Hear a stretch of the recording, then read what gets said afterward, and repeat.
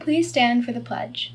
I pledge allegiance to the flag of the United States of America and to the republic for which it stands, one nation, under God, indivisible, with liberty and justice for all. And now for the Texas Pledge. Honor the Texas flag. I pledge allegiance to thee, Texas, one state under God, one and indivisible. Please be seated for a moment of silence.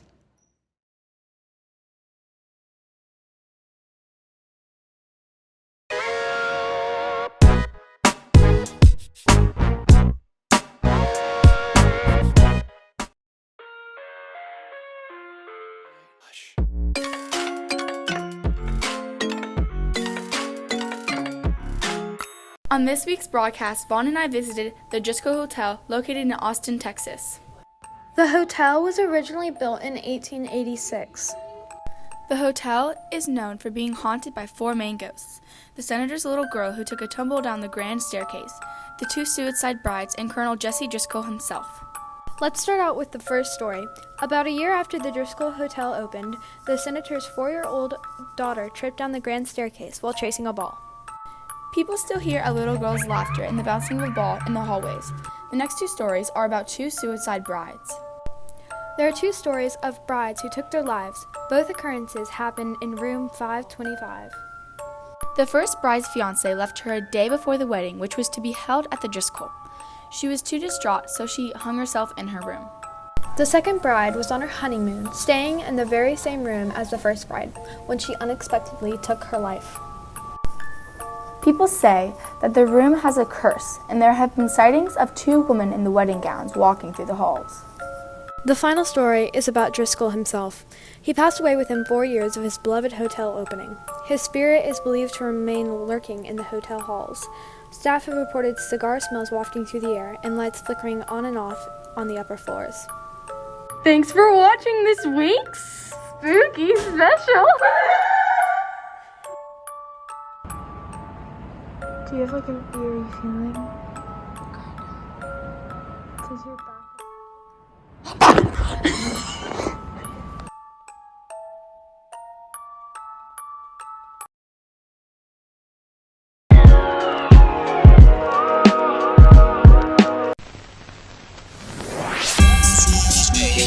Shivers down your spine. Ew! What is this? No! Bucks, for this week's segment, we're going to be doing Halloween mystery boxes. First, let's start off with some witch ears. Hi, my name is Dawson. Hi, I'm Melanie. Hi, I'm Mary. I'm in 7th grade. Put your hand in there and figure out what they are. Oh, no. Touch it. Heart. It's a heart. Just touch them. Oh, ew.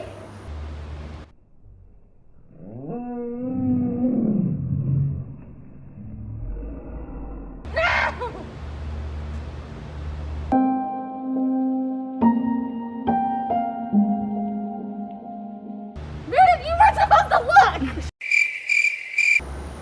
Bananas. Okay, it was dried apricots. What's that? Woo! I think it's... A peach. They're dried apricots. Next, we have Shrek toes.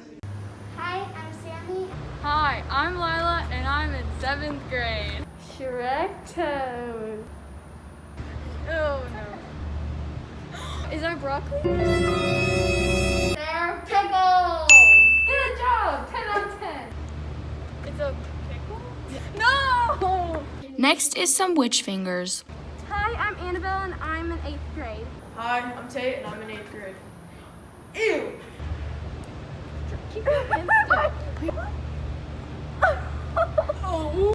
Oh, this is disgusting. Some sort of food. What is this? This is so gross. Oh god, it's so liquidy. Is it a asparagus? How did you? It's like a really liquidy asparagus. I don't know, dude. That's it for Buccaneer News.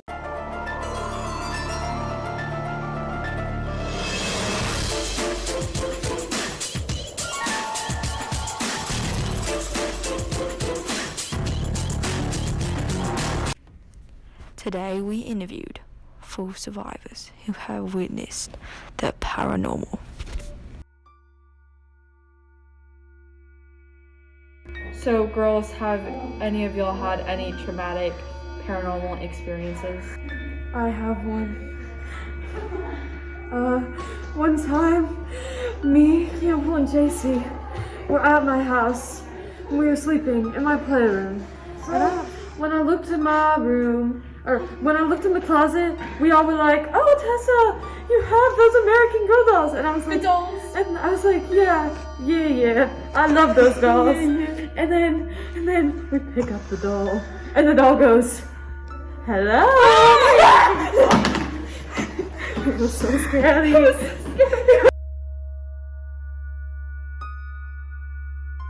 Do you have any horror stories? So one time I went to a graveyard with like 4 of my friends, and we were gonna go play the Ouija board because we were just bored. And we heard a sound, so I looked at this tree because I thought it was a tree branch. I saw this little girl playing with her little doll, and then 2 seconds later she was on the ground killing Ashton, and then I jumped on her. It was a Sunday evening. Me and my friend were on a walk to go see the abandoned house on the street. And I looked over, we were walking into their yard.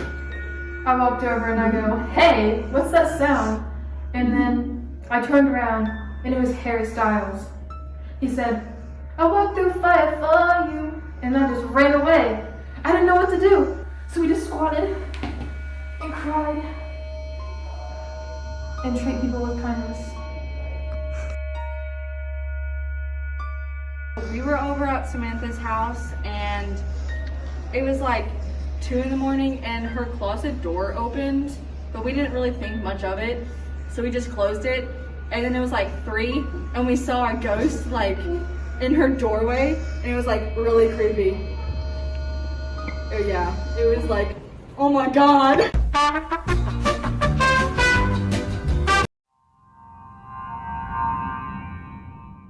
From September 28th to October 11th, there have been 1,013 cases of COVID-19, and 17 people have died in that time span as well.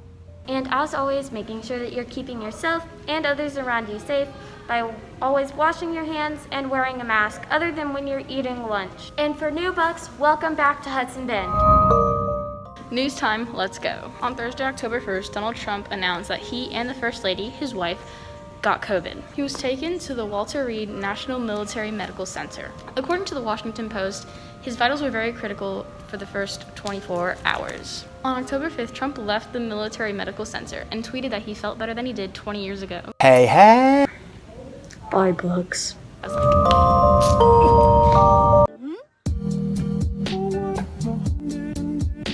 Hello. This week we promised you spooky cooking. Unfortunately, spooky cooking will be coming next week. Now that we have that out of the way, let's get on to the real cooking. Hi, today we're going to show you how to decorate your cupcakes, cookies, or cakes. But before we do that, we have to make our frosting because store-bought is not the way to go. To start, you'll need 3 teaspoons of vanilla, 2/3 stick of butter, 1/2 cup of milk, and then mix that together. Then add your 8 cups of powdered sugar. You can add food coloring if you'd like, but it's totally optional. Now mix everything together with a stand mixer or a handheld one until the frosting creates peaks. After that, grab a piping bag and open it up. Now scoop your frosting into your piping bag and twist the top. Now you're ready to start piping. Those look really great. Thanks so much for coming over to cooking. We're so glad you came.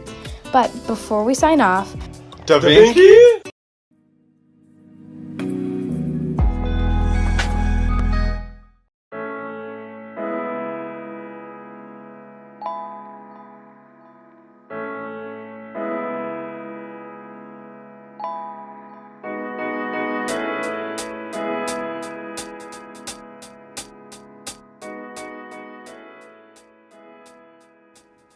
The way we hook up a soft plastic is called a Texas rig. Here's how we do it. We want to put the hook through the thick side of the worm until it hits the bend. Then pop the hook out of the worm like so, and push it to the top of the hook and cover the piece of the hook called the eye hole with your soft plastic worm.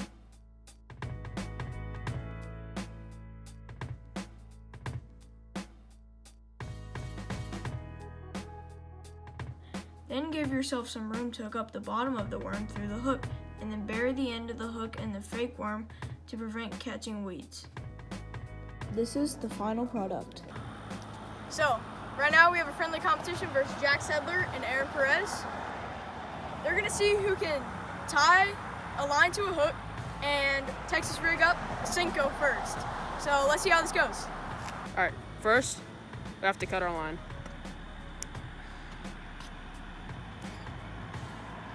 Jack, you ready? For sure. Aaron? Yes, sir.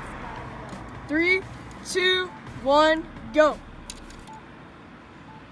Let's see what Aaron's doing. Starting off with a knot.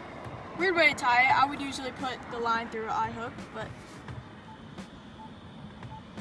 Jack's doing it the way I would do it. Putting the line through the eye hook before he ties it. Man, who do y'all think's gonna win? I think this will be a close competition. Aaron is indeed doing really well, actually. So Jack's up to.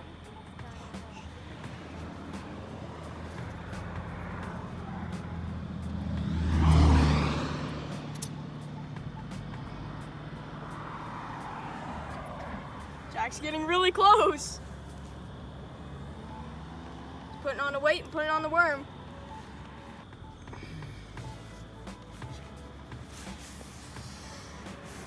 Done. Oh. Done! Yes, Jack, let's go. I just had to put the sinker on. Aaron took the L. All he had to do was put on the little sinker. All right, done. And Jack finished with his red Texas rigged 12-inch sinker. All right. Oh, so GG's. close. Oh. Man,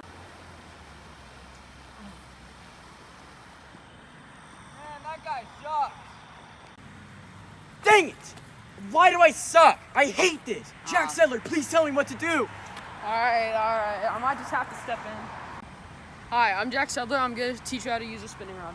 Okay, so basically, you want to have a little bit of slack on your line so it doesn't get tangled up whenever you cast out. You're going to want to get your line right here, parallel with your rod. Then what you're going to want to do, hold it with your pointer finger, release this, then it's kind of like a trigger on a gun, but basically reversed. So what you're going to want to do is you're going to want to bring it back, then kind of like throw it out, then let go. So here, let me show you how to do it.